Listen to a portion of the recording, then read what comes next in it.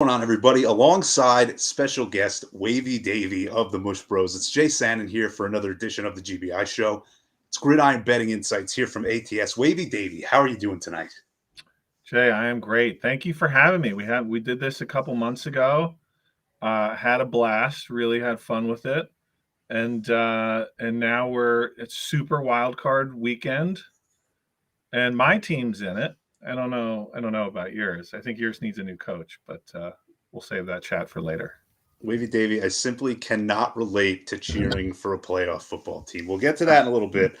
First, a little bit of inside baseball. You mentioned we did the show earlier in the season, and what happened was I was doing the show from a different location at that time.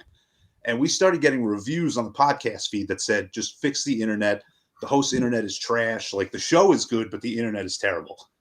So I had to go all over my little compound here and find a place where I could do this show without me cutting out all the time and completely leaving you, my fantastic guests, out to dry. So we spent the whole rest of the season doing that. Everything's working now, and we can finally have you back. And I'm really excited about it. It looks like you got some rich mahogany down there. Oh yeah, only the finest, Wavy Davey. If you're watching the show, I'm in the basement. This is like the last vestiges of a man cave. We have two girls, and like when we moved in, like, man cave, so cool, and now like it's just torn to shit with just princess stuff, and like, so I got these two frames. I got a Phillies dartboard, and like that's about it. We'll get to your Philly sports fandom here in a little bit, and I'm going to try and be civil today because they actually win football games, and my favorite football team doesn't. My guy. It's going to happen. It'll happen later in the show. Everybody stay tuned. But before we get to that, folks, we're going to get to our recap of the regular season. Wavy Davey did some pools, some survivors, some stuff like that. We will talk to him about that. I will recap my preseason bets that I gave out before the year, which went a lot better than the single game bets, by the way. So you're going to want to stick around for that. We'll talk a little bit of Joe Judge, and then we will get to the 6 Super Wild Card weekend games. But first, a little bit of housekeeping. Go to ATS.io/GBI. Get exclusive sportsbook offers all around the United States. We got Sports Illustrated. There's Caesars, Bet Rivers, some of the ones that are available in New York that I just mentioned. You do not want to miss it. ATS.io/GBI. Now, Wavy Davey, I want to start out with you and your regular season in the NFL because I didn't know this going into when we started doing this show, just how good at this you were. I knew you were good at it. I didn't know you were this good at it. Another 60% season? Yeah, thank you. Look, I mean, we at the end of the day, we try to give predictions with edges and where we can, but like we can't control it. So it was a nice season. We've had a couple of nice seasons. We've had a lot of nice seasons. But the games still have to break our way. But certainly happy with how it turned out, and not just giving winners. Like, we're just trying to give insight into how markets work and when you should bet and what you should bet, and bankroll and all of it, because there's so much new money in the market, and these regulated books, in your state, you're up now, like these regulated books, it is just a feeding frenzy to get dumb bettors on their roll. So hopefully we can do a little bit on the education piece, not just giving winners. Absolutely. I was going to say that basketball is where I'm better at that. Basketball and tennis is where I'm better at that. So I'm going to leave a lot of that expertise up to you today to do some of that heavy lifting. I got to say, I told you offline too, but getting this Aussie preview in Denver Post, that's legit, man. Congratulations. Thank you, man. We're having fun out there. I can't wait. Bets. I cannot wait for the Australian Open. You're going to want to check out ATS.io for a little bit more in-depth preview. I'm going to have some pre-tournament bets up there as well, but I do appreciate that. Now, I want to talk to you also about some of the contests you did, because you actually did some of the Vegas contests, which, as you know, costs a pretty penny to get into. I want to hear a little bit about your season in those as well.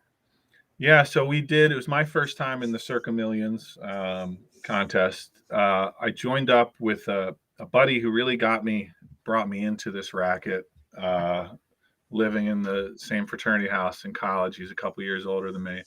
And we just stayed close friends ever since.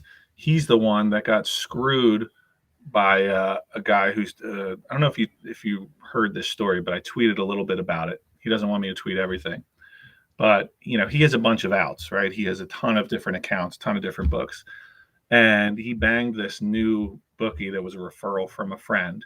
He went like 7-0 for 14 grand in the first night, and this bookie was like, "Yeah, he's a sharp account. You should have told me. I'm not going to pay him. I don't deal with that." And so they're still figuring it out.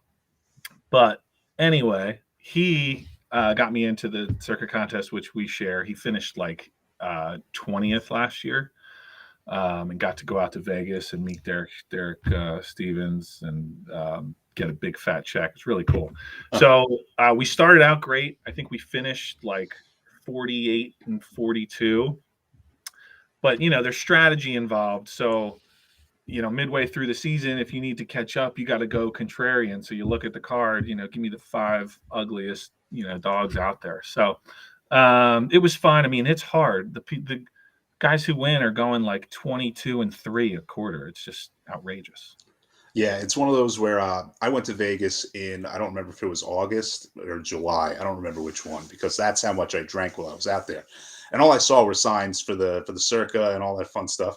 And the real saving grace during that trip was my wife, because with her there, I was not going to try and seek this place out and drop a ton of money on it. No, I was content with my little $100 WNBA bets, paying for our drinks every day instead. Yeah. So big shout out to her, because I would not have even done half as well as you, let alone the folks. I think I failed one of those. Oh, the WNBA bets. Yeah. Listen, it was a good trip. It was like a 3-1 Vegas trip. It was good enough for me, paid for the drinks. But seriously, I have a ton of respect for just putting yourself out there to do the contest and then actually doing it respectably. That is not easy to do. So I give you kudos for that for sure. Thank you. Now, my season was a lot less impressive in the NFL. Oh goodness, I think I bailed at like 4-5, like officially. I think after the Bengals missed like 40 field goals against the Packers, I was like, I've had enough. I'm absolutely fed up. That game. Whew. And then, all throughout the season, every pick I had, I think there was one week where I had the Bengals against the Niners and the Bills against the Bucks and lost in overtimes simultaneously. I was at a wedding and lost the overtimes at the same time during like a wedding dinner for my cousin. And I was like, all right, this is a fun sport to bet on. This is great. I've had enough. But the preseason bets, Wavey Davey, they were pretty good. We made 15 of them in total. And they went surprisingly well. We had a few losses. Steelers at 5-1 to win the division. Not terrible. I mean, they were in the conversation. It didn't pan out. Pats under 9.5 wins. Broncos over 8.5. That was almost there. Didn't quite get there. Josh Allen and Kyle Pitts to win their respective awards, the MVP and the Offensive Rookie of the Year. Those were the losers, Wavey Davey. No, but it gets better. It gets better. The winners: Packers to win the AFC North. That came in easy. Browns under 10.5 wins. I looked real smart with that one. Baker Mayfield, not the guy. He's not the guy. Cowboys to win the NFC East at plus 150. Count it. Giants under 7 wins plus 110. That was the easiest money in the history of the world, my man. And that's coming from a Giants fan. I knew it going right in. And we'll talk about Joe Judge in a second, but that was a W. Rams to win the NFC West. Count it, plus 200. Chiefs under 12.5 wins. I said we did halfway through the season like a progress report on these, and they had lost 4 games at the time. And I said they'd have to win out in order for the under to not hit. I don't think that's going to happen. They ended up winning like 8 straight. I was sweating with 2 weeks to go, but the Bengals did bail me out there. And then the Titans to win the AFC South at minus 115. Those came in. We had a couple of pushes. Bills season win total right at 11, and the Saints at 9. Had Jameis been there for the whole season, that probably comes in as well. We have one pending. It is the Rams NFC champs at plus 750. So good job by me. Not during the full season, but during the preseason, we did okay. So you had a ton of pre-flop season-long bets, but then you didn't dabble much on individual games. Is that like a typical strategy, or is that just how it shook out this year? No, I was just doing really bad at adjusting during the season, and I was like, all right, I'm not gonna I'm just not going to screw it up. But I mean, that, like, having that discipline and, like, I mean, that is huge. Like, a couple buddies will, like, make fun of me because I'll post a lean or something, but I won't play it. And it's like, having that discipline is going to set you apart. And just not betting. Like, if you don't, it's okay. There's going to be more games. Like, you don't have to play it, and that's how you bust out. And everybody has their sports that they're better with, sports that they're worse with. The NFL, admittedly, not my greatest strength. Sadly, the market for a WNBA themed podcast not quite as strong as the NFL. So here I am doing an NFL show. But if anybody is out there looking for a WNBA podcast, please feel free. My DMs are open. We can figure that out. Yeah. Maybe if they get a team here in Philly, there's a big groundswell for it. Is that right? Yeah. Yeah. That's because they're tired of the Sixers letting them down all the time. They want maybe a chance at a winning basketball team for once. Yeah. Okay. I got to get it in before they win something. I got to do it. Yeah. Now, Wavey Davey, before we get to the playoff games, I do want to give you the chance to make fun of me, a Giants fan, for the last few weeks of the season, and then what's been going on lately with the whole will they or won't they with Joe Judge finally getting rid of him.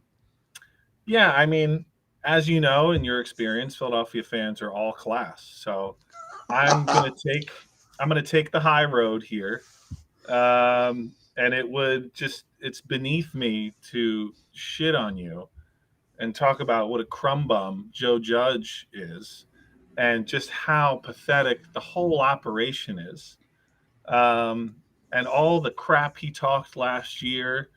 To giving out free medium sodas at the game for fan appreciation. I have a buddy who works at the Giants. I was like, dude, I'm so sorry. Because obviously it's rough.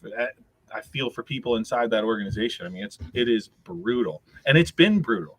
Do you know they haven't had a over 500? They haven't been over 500 at any point in any time in the last 5 seasons. I do. I mean, so I'm not going to do much grave dancing, but if you drop a Guantanamo Bay Eagles reference, I'm going to pull like a Jim Everett on Jim Rome and just come right through the computer at your ass. I mean, it's gonna happen when we talk Eagles Bucks. That's the lock of the weekend, folks, in the NFL. Is me dropping Guantanamo Bay on a Eagles Bucks preview. Here's what I'll say about Joe Judge and the Giants. First of all, I'm thrilled that him and Gettleman are gone. In defense of the medium soda thing, if you've ever been to MetLife Stadium, you know that a medium soda costs roughly a mortgage payment. So I actually thought that was a very nice gesture of the Giants, if I'm being completely honest with you. Could have thrown in some tendies or something like that. As a big fella, that would have been nice. But either way, the problem here is, despite the relief that Joe Judge is going away, I'm just afraid of what the Giants are going to do now that they're gone. I'm afraid of who they're going to hire as the GM. I know that certain coaches aren't going to get a real chance with them for different reasons, because they're either too good or they just don't kind of fit the Mara mold. And I'm petrified of what they're going to do next. Can't wait to see.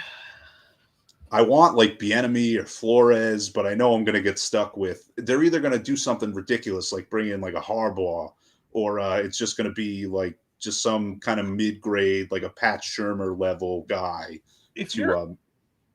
I know it's New York, but Harbaugh is not leaving Michigan to go to the New York Giants. What do they got?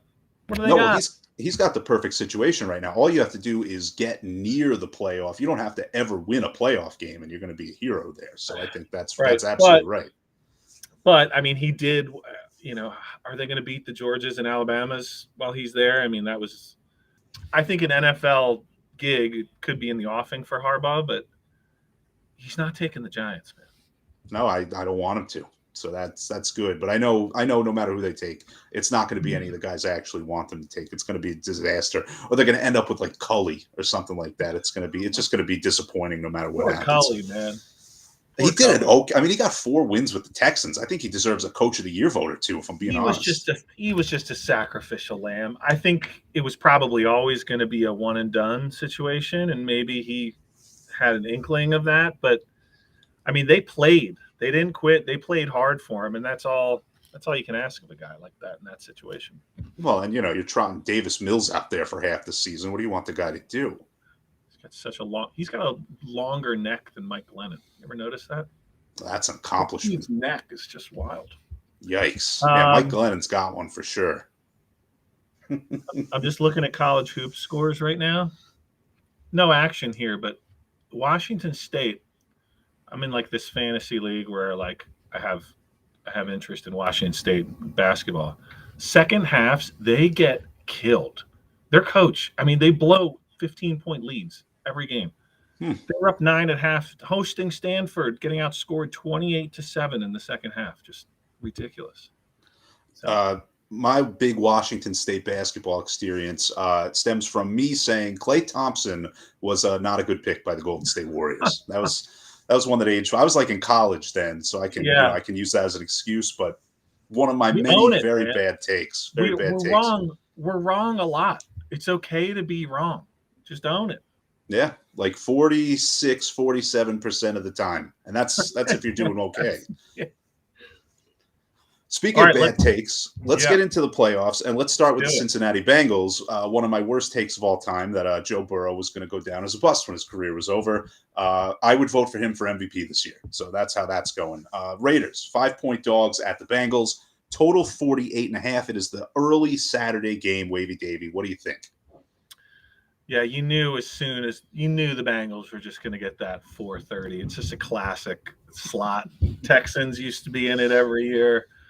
I got to give props to the Raiders, man. I mean, they have had tragedy. They have had Gruden's situation. They have had another cornerback, like left the team a week later because he was like on Instagram Live, like talking about killing somebody. I mean, Derek Carr, coaching staff, got to give them a lot of props. They have played the Bengals before in Vegas. 32-13 was not at the score. The stats did not indicate the final score. Thought it was too many points. I was going to hit Raiders Sunday night. I just have a hard time getting past this spot and looking at the Raiders kind of Jekyll and Hyde offensive performances. But I did make a play in this one. I bet under 49.5. I think we're going to see that trickle down a little bit. For me, I get interested in with totals and an under when both defensive lines. It's not rocket science, but can you get to the quarterback without blitzing? Joe Burrow is the best against the blitz. He's not very good otherwise. He's pretty average otherwise. If you look at the numbers, I think Max Crosby can wreck the game. The other side, this guy Hendrickson, who came over from the Saints to Cincinnati, has been an absolute beast. I think he has sacks in 7 straight games. Throw in the atmosphere, the cold weather, maybe some trepidation early. I mean, I think it sets up for a pretty nice under at a surprisingly high number. I would play it down to 48. I think I'm feeling pretty chalky about this game, Wavey Davey. This is a game where I think that everybody is kind of reacting to what we saw from the Raiders offensively last week against the Chargers. Very competitive game, put up a lot of points. Everybody was disappointed that there wasn't the tie, of course, but that's a different story. You got to look at that Chargers defense, though. I mean, they were like a bottom 5 scoring defense in the NFL last season. Outside of that, I mean, the Raiders went on a streak where they hadn't broken 20 in like a month and a half. Outside of playing a bottom 5 defense in the San Diego Chargers. Listen to me, the Los Angeles Chargers. I think that we see them come back down to earth in this game. Not that Cincinnati's, a steel curtain or anything like that. But, I mean, they're a middle-of-the-road defense, and I think at this point that's really all it takes to slow down Derek Carr and the Raiders at this point in time. Are you expecting much from Waller? It's hard to tell. I mean, he just hasn't been on the field very much. I mean, I think, he might get a little bit in, but I think that if he does, it's also a factor of the Raiders are so kind of deficient at the receiver position that, the action's got to go to somebody. But, Zay Jones is running deep routes that Carr can't hit him on and things like that. I don't think that the Raiders passing offense scares me one bit in this game. I mean, I would take the points if I had to, but now it's coming down a bit, 4.5, 5. I don't love the Bengals, but we do like the under. Nice. Yeah, I think to your point, what was Burrow's sacked 51 times in the regular season? That's ridiculous. People are handing Rodgers the MVP award, and I get it, he's Aaron Rodgers, but man, Burrow was sacked more than twice as much and is beating him in most statistical categories. I'm just putting it out there. And he's vaccinated, I think so. Oh God, he's vaccinated too. He's got him beaten in the jab department, ladies and gentlemen. Yeah. Oh man, what was I calling Rodgers? Monoclonal Romo. That was what I was calling Aaron Rodgers the other day. We'll see if he can get through next week. But first, we're going to talk about this week. We're going to talk about Patriots Bills next. Wavey Davey. Patriots a 4-point dog now. Opened around 4.5. Total 44. This is a Saturday night game. And it's kind of the rubber match, right? These teams, they met twice earlier in the season. They split those games with the road team winning each time. Third game in 7 weeks, right? And again, I was rewatching some film of the game in New England. And I mean, you could say that the Bills, caught some luck. I was looking at some numbers. Mac Jones had 2 turnovers. Josh Allen had 2 turnover-worthy plays that I think Pats dropped a pick 6 when it was 26-21 in the fourth quarter. It's going to be very cold Saturday night. I took a slice of Pats plus 4.5 when it came out. It was just a numbers grab. I thought this would come down to sort of 3.5. That's what I have it at. So not a huge play, but I do have some Pats plus 4.5. Josh Allen has not been that great. He really hasn't. And in the cold weather, he hasn't been that great. I think a lot of people like that first game are going to be loading up on Josh Allen rushing props. But we've seen Singletary come on a bit. I do have some concerns about Mac Jones. They need to get into a positive game script. They're terrific in the red zone. But if they just hang in there early, the Bills have Super Bowl aspirations, right?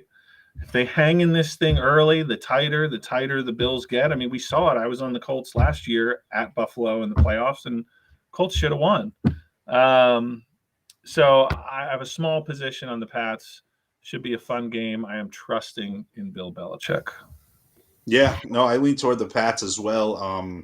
I just think that this is kind of a closer matchup than a lot of people want to think. People think that the Bills, they have a high-flying offense, whereas the Patriots don't. But it works out to where the strength of the Patriots offense is with their running game, and kind of the weakness of the Bills defense is their run defense, at least relative to their pass D. I think we're going to see them keep it on the ground a lot. It's not going to be, a 3-pass attempt day for Mac Jones like we saw the first time around. But to your point, yeah, the weather, it's supposed to be cold. And I also, I was watching the upstate New York television here. Gusts of wind also expected to be in the equation as well. That was exactly what helped the Patriots get through them the first time. I think that's a little bit dangerous. You got to give New England credit. They've won 6 out of 8 on the road this season. Yeah, a great road team. And I will root for a Bills by a field goal. Because I have a lot of friends having gone to Syracuse. I have a bunch of friends in that Rochester, Buffalo area, and they are salt of the earth people who just want to jump through some tables and watch the Bills bring home a Super Bowl. So it would be nice to see them have some success. It's funny because I have friends from Long Island and out there near Syracuse who are Bills fans. Nothing in the middle, but Syracuse and Long Island. New York City police officer and his son, big Buffalo Bills fans. I don't know how. They're not from the western part of New York. They've been down in Long Island their whole lives, but somehow they ended up with the Bills. And I don't know. I think it's going to be tight, and I think the coaching mismatch and the ability for Belichick to strategize a way to take away Stephon Diggs could very well be the difference there. Yeah, and McDermott, yes. McDermott, they get so conservative. And I don't know if so many of these coaches, and Staley's on the opposite end of that, but so many of these coaches get so conservative. And we've seen in McDermott, we've seen it bite them in the ass a couple of times. And it's like the scepter of Bill Belichick kind of like jams them up. And I'm hoping it does tomorrow night. And it's interesting this season. just watching a lot of Bills football because they make it onto CBS locally here a lot, being in the Albany region. They struggle in the red zone more than they should. They have a lot of ways to score the ball, but they don't have the threat to run it. So teams know they can sit back and defend the pass and also watch Josh Allen to run. But that Singletary, and it was previously Moss, not that big a deal down in there. And I think that, I mean, if any team is going to take advantage of that, it's going to be New England, just like they did at the end of that Monday night game when the Bills just kept getting into the red zone, but couldn't convert on fourth downs down near the 20. Yeah, and their last three cupcakes, home Panthers, home Falcons, home Jets, those teams were in it the whole way. And yeah, those last two were not easy by any Bills stretch. go for covers, man. They go for covers, and they get it in the last minute in all these games.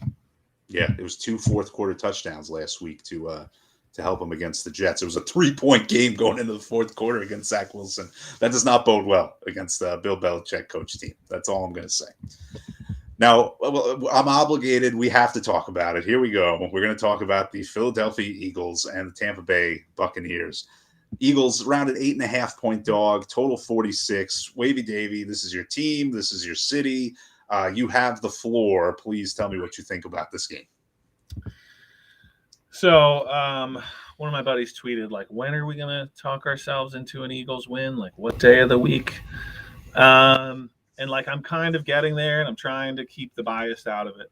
So, look, Jay, this comes down to, do you believe that the Eagles are fraudulent, don't beat anyone good, just beat the shitty teams on their schedule?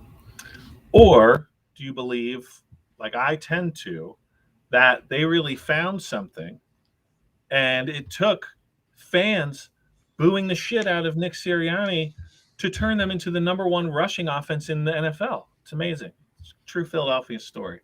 I mean, that scheme, Jeff Stoutland, the offensive line, I mean, it's unbelievable. It doesn't matter who's in there. They had practice squad guys up. And if you look at the Bucs, you know, they were this vaunted rush defense. They've come back to the pack big time. Levante David missed time. He is sort of up in the air. I mean, he might play, but is he going to be 100%? They're going to get Shaq Barrett back. But I think they can be run on. And then you throw in the weather element. Look, the Bucs are the champs. The line is sitting at 8.5. Like, you don't think everybody who bets teasers is going to tease the Bucs down to under 3? So, I mean, it's just sitting out there. The books are taking it, right? So, I mean, why isn't this thing at 9? So, I haven't bet it. It's Eagles or pass. I don't think they're going to win the game. I think they have a great chance to hang in there. You know, you're without Godwin. You're without AB. Fournette's not going to be 100%. Gronk could have a field day. Slay locks down Evans. You get some pressure, you muck up the game, and you never know. All right, so I'm going to answer your first question of when can we start talking ourselves into an Eagles win. I'm not going to answer with what day. I'm going to answer with what month, and the month is Neverwary. That is when we can talk ourselves into an Eagles win. Oh man, it was Neverwary. But I do think that the Eagles cover this game. I'm going to be completely fair. I think that the Guantanamo Bay Birds are going to cover this game, and I think that their running game is, of course, the reason why. They're going to be able to limit the number of possessions in this game. And it's not just that they run it up the middle or anything like that. It's that they can run the ball in so many different ways, right? It's the fact that they can get Hurts on read options and things like that. A lot of misdirection, which is how you need to play this Tampa Bay team. You're not just going to be able to run it right up the gut on them. Although, to your point, Tampa Bay, they've fallen back to 13th in the league in yards per carry allowed this season. Not exactly what we thought they would be. But I think it's going to be a game where time of possession is going to favor the Eagles, and I think that kind of limits you to somewhere around, at most, the 7-point margin. Yeah, it's going to be fun, and I'm curious to see just how windy and rainy it is. Josh Sweat has a mysterious illness. I don't know if it's COVID or what, but his absence would be pretty big. He's been awesome for them. Obviously, massive game for Fletcher Cox. But they weren't supposed to be here, and they made a kind of a fun run and got some help along the way to make it happen. And I don't think it's going to be a blowout. I really don't. I mean, I could see them giving up a late score to lose by 10, but like I said, it'll be Eagles or pass for me in that game.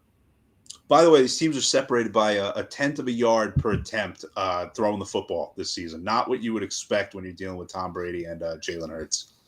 Yeah, and the Bucs D. I mean, everyone talks about the Eagles' rushing offense, and I think they'll be able to run it effectively. But we've seen how you beat the Bucs, and it's attacking, those corners. I mean, Devin White, not a good. He's not a good run defender. And then on the other side, you got Goddard, who has been huge for them. So I think they're going to have to throw it if they want to win. What is your reaction to JJ Arcega-Whiteside? I read him being on injured reserve. Positive or negative for the Eagles? Look, I'm not going to pile on. What we saw that drop against the Cowboys was, it was inexplicable. Like, my 6-year-old nephew literally could have caught that. He could have caught it. And, he's got to be embarrassed. But to his credit, he busts his ass in other ways. And, they say he's a good blocker. He had like 3 pass interference penalties, I think, in that game too. But don't let the door kick you in the ass, man. Man, it's amazing what losing on purpose at the last week of a season can do for a team. The Eagles, they do that last year, and here they are in the postseason. It's amazing how that works out, huh? Here the Giants are, coachless, rudderless, just an embarrassment. At least they let Dave Gettleman retire with grace and dignity. Yeah, they shouldn't have done that. They should have thrown him out. They should have thrown his stuff out right behind him. And given him a medium Coca-Cola on the way. Oh, my God. Embarrassing. But I'm glad that the Eagles at least did stay on brand and tank this final week of the regular season as well. That was good. At least they're very consistent as a franchise with their disdain of the final week. All right, let's move on now to a team that we both really don't like, the Dallas Cowboys. They're 3-point favorites against the 49ers. Total 50.5. This is the Sunday 4:30 game. I also believe, Wavey Davey, that it is the Nickelodeon game. My daughters are going to be psyched. They will actually watch football for at least 15 minutes this time around. What do you think of this game? Is it really the Nickelodeon game? I believe that this is the Nickelodeon game. I think it's like the CBS, Amazon, Nickelodeon trio. Yeah, nice. Good for them. I think the number is right. Like, I've heard a lot of people, say the number is wrong and flocking to the Niners. I think the number is right. I think it's going to be a fun game. Could be whoever has the ball last kind of wins it. You're waiting for Dak to take that next step. Jimmy G has been there, but he's been rough. He had the thumb injury. That last drive against the Rams was incredible. That was amazing. It saved their season. I don't know how he did it. It allowed me to win this pool amongst my friends, which I appreciated. But the Niners are very physical. And we saw the Cowboys, you go up against a physical team. They can be knocked around a little bit. So I have some concerns there. But I think, I tweeted this morning, like, literally everyone, you listening to the gambling pods, like, everyone is loving the Niners. And as well as I do, when a public dog gets too much sentiment, usually not a great sign. But the Niners are certainly live in this game. I think this is a put up or shut up for Dallas. And San Francisco's getting some guys healthy. They still have some issues in the secondary. I think the Cowboys will win. I probably won't have a bet in the game. I love hearing that the wrong team is favored or the line is bad in the NFL, where there are at most 16 games a week on the schedule. It's not like the NBA where you're dealing with 10 games a night, 7 days a week. There are 16 games at most on the schedule. I'm going to go out on a limb and say that the Vegas odds makers and all these people in Costa Rica and all over the world. I'm going to say they have a better idea of what the line should be than me sitting there with an Excel spreadsheet and a Four Loco to sedate an elephant. I just don't think. Just crunching. Yeah, I know better than those guys. The numbers Recalibrating. and especially in a league where you have so much nonsense happen. Oh yeah, it's the wrong number because a 70-yard pass interference happened. Like, come on. Yeah. It's the NFL, man. As far as this game itself goes, I lean toward the Cowboys. I'm going to be honest. These last 3 games, I am just not enthused about betting them because I think that they're super tight to the number, and I think that this one is no exception. Both these teams move the ball so well. The Niners tied for first in the league in yards per play. Dallas tied for third. Everybody, of course, knows that the Dallas offense is very explosive. I don't think that they've given enough credit to just how good the Niners are offensively. I love what they can do with Deebo Samuel, how many different ways they can get him involved to keep defenses off balance. I think that this is a field goal game either way. I would lean toward the Cowboys by virtue of them being 13-4 against the spread this season, despite every Tom, Dick, and Harry, as you would say, rushing to bet the Cowboys every week. But other than that, I mean, I really don't feel strongly. They have been an ATS beast for sure. I mean, I agree. And like, you don't have to bet all these games, right? Like, if you don't see an edge, like, don't bet it. Like, I lean Cowboys. I think could Dak make the critical error? Sure. Could Jimmy G? Absolutely. So it's going to come down to a big play late. I don't see either team getting blown out. We'll see what happens. Yeah, no, you're absolutely right, though. It's one of those where people feel compelled, especially during the playoffs where it's all standalone games. They have to get involved in each one. Guys, just watch them. They're going to be really good. You can just like hang out and have a beer if you want. It's really cool. Yeah. Next up, Steelers and Chiefs, Sunday night, Wavey Davey. The Steelers 12.5-point underdogs. That number started, I think, 13.5. Total 46. Of course, the Chiefs just beat the brakes off the Steelers earlier in the season. Do you think they do it again, or do you think we see a closer game this time around? The freaking Steelers. I was on the Ravens Sunday, and I love to back the Steelers in a rah-rah Mike Tomlin underdog spot. But I thought it was great spot for the Ravens. I don't know. I mean, they also look like they're a public dog as well. I just don't know how they're going to score. I mean, they didn't score a touchdown against the Ravens until like a couple minutes left, 2 minutes left in the game. I mean, and that was with beat up guys in the secondary. And so I don't see a reason why the Chiefs wouldn't do it again. I mean, I think they were short-handed because of COVID, and that line was from like 8 to 10. I think it closed, like maybe it closed 8.5.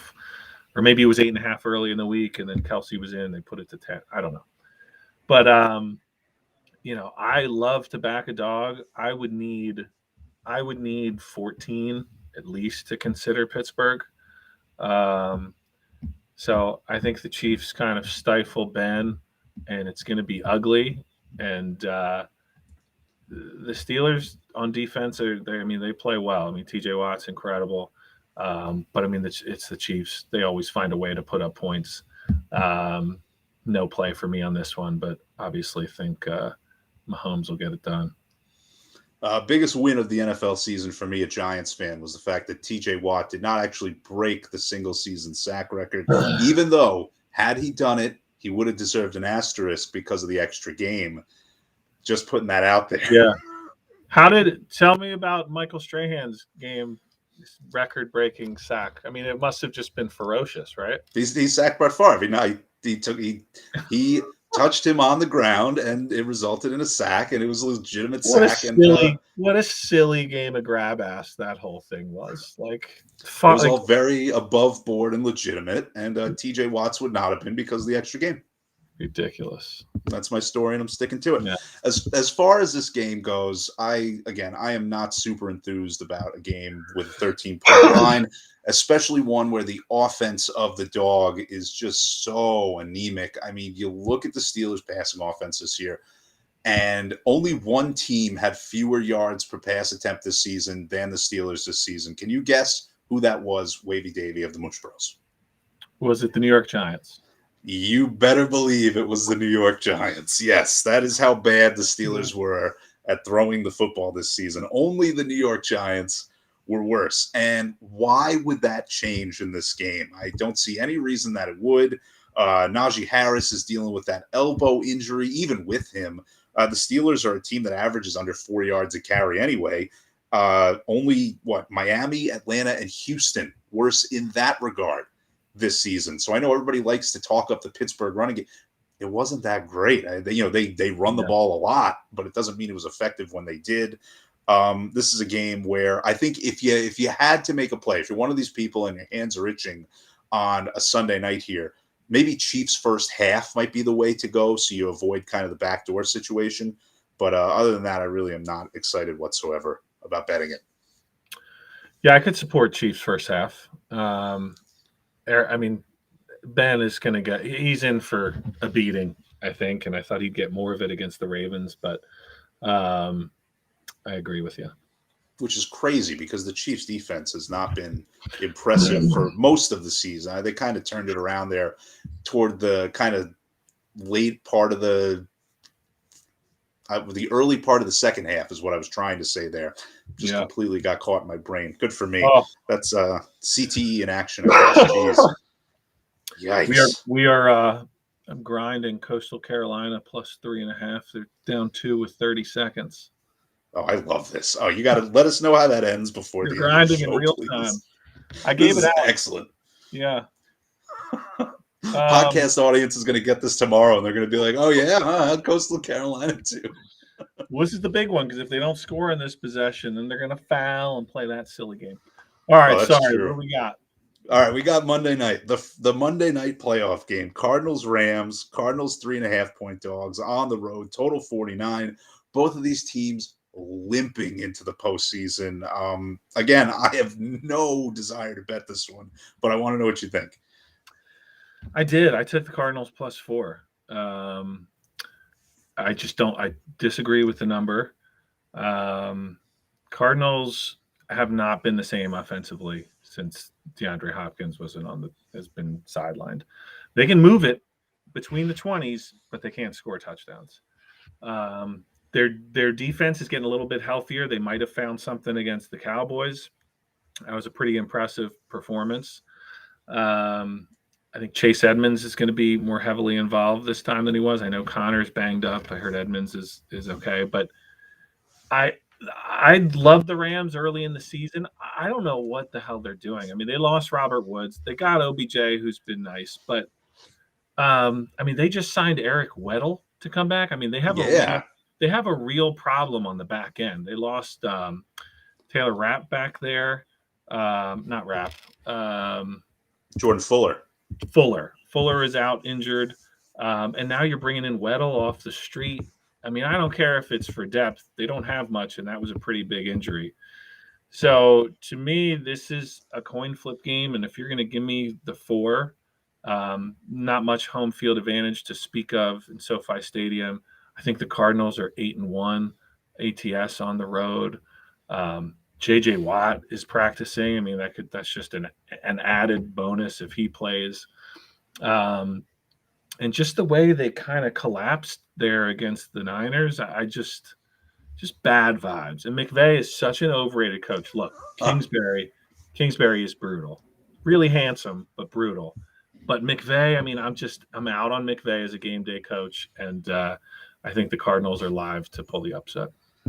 I'm not sure I disagree with you on McVay. I do think that he might get a little bit too much credit, but I can't back Kingsbury in forget his first NFL playoff game. Like, this is his first game that matters in how long. Like, really matters in how long. I mean, because he didn't have any at Texas Tech. They were a 500 team his whole life at Texas Tech. This is his first game of any real significance on a big stage. And I don't see that going well. Kyler Murray's too, by the way. This is Kyler Murray's. I mean, he played the college football playoff and he got walloped one time. But, I mean, other than that, he hasn't played in anything big either. Well, I mean, Matt Stafford on the Detroit Lions. I mean, they played. I guess they got in the playoffs once or twice. Yeah, it didn't go well for him either. That's, to be completely fair. You're right. And he's legit. I mean, I don't know if he's seeing ghosts like Darnold did last year. But I mean, even with the reemergence of Sony Michel and a competent run game, I mean, he's been brutal.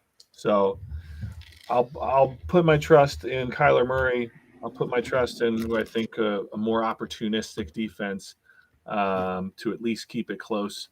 And the pros, my buddy and I talk with a syndicate out of North Carolina, and the pros are all over the Cardinals 4.5, 4, 3.5. So doesn't mean it's going to hit, but if I'm going to be on a side, I'd prefer to be on a side professionals are on. Yeah, this is going to be the game that I'm the most excited about the game. I'm the least excited about betting it. And I'm the most confident that I'm going to fall asleep before halftime because I'm a washed dad with a bunch of kids. What's your bedtime usually? You mean for me or the kids? Oh, we got a missed free throw here. No, for you. Oh, for me, usually it's like 3 or 4 a.m. except for like the one day a week, which is usually Monday, where I can't sustain it and I fall asleep. You go to bed at 3 a.m? Oh yeah. Wow. I'm a night owl. Never stops. Yeah, I'm a night owl too. I usually will cap some college hoops at like midnight. So I'll like put out plays sometimes at like 12:30. But I mean, I'm still up at 7. Oh yeah, I gotta get the kids ready for school at 7, so I'm right there with you. It's that's why I have a severe dependence on those Bang energy drinks that I know are gonna cause me to pass away before 40. I know it. You're a sick pup, man. I mean, I've never had one of those. I mean, I've drank plenty of Red Bull vodkas in my day, but never had a Bang. Oh, you've never had a Banca, a Bang vodka? What do you just suck it down and then you just fire it up or what? So the ultimate is you take the Bang, you take a little bit of vodka, and you take a Four Loko that has the same flavor as the Bang, and you take the biggest, like one of those like souvenir cups, and you just put them all in there. And I'm pretty sure that's like the source, the origin of COVID-19. And then your wife and her friends found you streaking in the neighborhood. You're saying you're going to the quad. Oh, come on. I can't move after that. I'm not that much of a pro. I can't move afterwards. Yeah. That's the move though. That's like lean. Yeah, exactly. Speaking of, you mentioned leans before and posting leans, and I meant to say that there are only 2 places where leans are appropriate. The Tower of Pisa and Jamarcus Russell's house. Those are the 2. Boom. Yeah, it only came about 45 minutes after you mentioned it the first time. So nailed it. Yeah. I got Coastal down a point with 10 seconds left. I think App State going to the line. We're getting 3.5. All right, we're going to filibuster this thing for the final minute here. You know what we're going to do? We're going to do all the plugs right now, and you're going to give us the big payoff at the end of the show is the Coastal Carolina result. Yeah. So don't forget, everybody, before you go to bet the playoffs, ATS.io/GBI. You can get all the sportsbook bonuses. A ton of states are covered here. I know SI's in Colorado. We got Bet Rivers and Caesars are now live in New York. A ton of other states covered with them as well. Check out the site. Check out all those bonuses. Like we said, you don't have to bet every game, but if you're going to do it, at least get some value out of it with some of these. I mean, these books are giving away money at the beginning if you know what you're doing. Take advantage of it. ATS.io/GBI. Wavey Davey, do we have the payoff from the free throw line? Well, we're down a point with 5 seconds left and App State fouled. So barring overtime, I think we're in decent shape here. Do they have fouls to give? Are we going to the line here? Coastal Carolina timeout.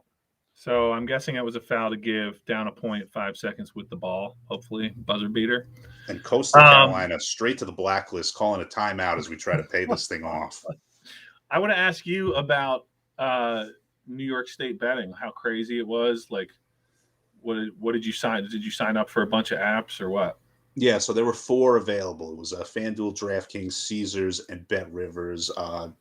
Got in on all of them. What was it? Bet Rivers was the put in 250, get 250. Played through it that weekend. It's up to like 6 something, so that was cool. Nice. And then FanDuel and DraftKings have been doing those like just those no brainers, like bet 50 on like 3 points being scored in the Bills game and stuff like that. So those have just been piling up. Yeah. And then probably going to take a look at some NBA to start, going through some of that money. But yeah, no, it's been amazing so far. Awesome. And we have 5 books left to go. We got was it PointsBet, Win, Resorts, and a couple of more to come in the future here. So I'm excited to kind of do this all over again. It's so weird that it used to be so taboo, and now everybody and their brother is just in on it. You know, it's getting like a little too cringe though, because like you go to the FanDuel app and you see like, oh, here's Bill Simmons same game parlay for Mavs Knicks, and I'm like, it's silly. I mean, that can't possibly be a good bet. You listen to sports radio, and I'm not going to name names, but you know, the prominent sports radio former football player, you know, he's doing the FanDuel read, and like, I get it, it's paying the bills, but like, it's just so silly. It's like, tonight I like the center, like, because they can't say names. Like, you know, I'll pair it with the centers over point, and like, it's predatory. Like, it really is. And that's part of what I want to do, and what we want to do is to just, I mean, I've been doing this for like 20 years, literally, like, which is crazy. Maybe 19, but it's insane. So you've seen so much shit, and like, we've just been around it, and now this boom. And yeah, like you said, everybody, like, I don't give a flying, you know what, about Bill Simmons' single game parlay. Guess what? Don't do them.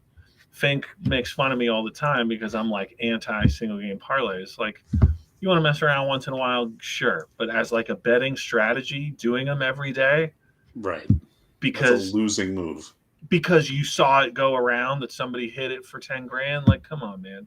I also really like how not a single person has ever bet an under in any one of those. There's never once been an under. Nobody has ever thought that Julius Randle will score like less than 20 points in one of those. I saw somebody tweet that one of the books, there was a legal book, he didn't identify it, that wouldn't even allow you to pair unders in single game parlays. I mean, just seriously, go spend your money on your wife and kids. Parlay. Go do something else with that money, because you're not going to win it doing that. You know, the Super Bowl this year, I think unders in prop markets, and we can do a show. It's your show. We will. But like, you can have me on, just talk about this. Like, you can probably make a killing just betting unders on the, you know, go to each shop, find the highest number, and bang in those unders. Did you hear about the Draymond Green prop unders the other day? Yeah. Draymond Green, he was going to play like a ceremonial opening tip for Klay Thompson's return, and everybody hammered his prop unders once that news came out. I think it was DraftKings just hung them for a while, and people were same game parlaying the unders and making like 20-1, all kinds of crazy numbers, man. I have mixed feelings about that, because in that situation, you're clearly trying to get one over on the book. Lord knows the book has done that to players a ton. But at the same time, you know, they make a lot of money to be ahead of this news. So they should know that and pull it. So I have mixed feelings about it. I can say, Jay, that we did cash Coastal 61-60 losers, getting inside the 3.5. And for anybody in Mush Nation who tailed, we're not going to go 0-3 tonight. We got a winner. That was the payoff we needed. I'm so glad. Not only am I glad that we got the result, I'm glad that you actually won the bet. That was the perfect ending for the show right there. We got Oakland. Yeah, we got a couple more in play. I have some over that just look dreadful at halftime. Oakland, what do we got in Oakland? But no, they're up too. I appreciate you having me on. It is always fun to chat with you. And good for you on getting some legal books in New York, and nice job with the preseason bets. Follow me and a couple of my buddies on the Mush Bros for analysis, random tweets about betting, and hopefully some more winners in the NFL. And some niche Philadelphia food rivalry content. That's what I'm there for. Yeah. Okay. Wavey Davey. Crimpet and a tasty cake crimpet, and just tell me what you think. Like, it's fine. Crimpet is fine. It's just because it's like iconic Philadelphia, you can't talk poorly about it. Oh my god. You'll get blocked. Wavey Davey, man. It's amazing. Love you. We love you, Fink. We love the Fink. I do too. Even though he's a Philadelphian and I don't know him, I love him. Yeah. Oh my god! All right, man. Wavy Davey, it was a blast. We'll do something else here during the playoffs. That's 100% guaranteed. Thank you for joining the show, and everybody, thank you for listening to the GBI show. We'll talk to you next week. Appreciate you. Have a good night. You too.